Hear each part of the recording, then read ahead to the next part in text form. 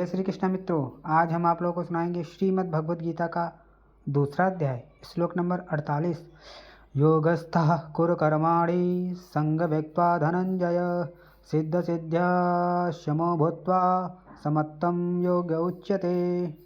अर्थात धनंजय, आसक्ति और संग दोष को त्याग कर सिद्धि और असिद्धि में समान भाव रखकर योग में स्थित होकर कर्म कर। कौन सा कर्म? निष्काम कर्म कर।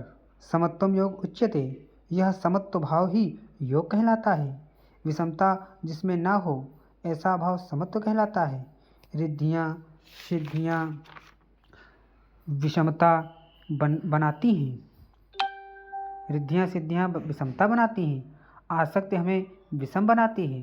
फल की इच्छा विषमता पैदा करती है। इसलिए फल की वासना वाला न हो, फिर भी कर्म करने में अश्रद्धा न हो। देखी सुनी सभी वस्तुओं में आसक्ति का त्याग करके प्राप्ति और अप्राप्ति के विषय में न सोचकर केवल योग में स्थित रहते हुए कर्म कर। योग से चित्त चलायमान हो न हो। योग एक पराकाष्ठा की स्थिति है और एक प्रारंभ की स्थिति भी होती है।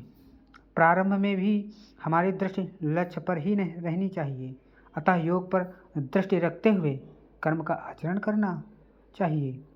समत्व भाव अर्थात सिद्धि और असिद्धि में समभाव ही योग कहलाता है, जिसको सिद्धि और असिद्धि विचलित नहीं कर पाती। विषमता जिसमें पैदा नहीं होती, ऐसा भाव होने के कारण यह समत्व योग कहलाता है। यह इष्ट से समत्व दिलाता है, इसलिए इसे समत्व योग कहते हैं।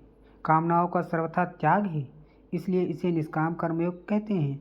कर्म करना है, इसलिए इसे कर्मयोग कहते हैं। परमात्मा से मेल कराता है, इसलिए इसका नाम योग अर्थात मेल है।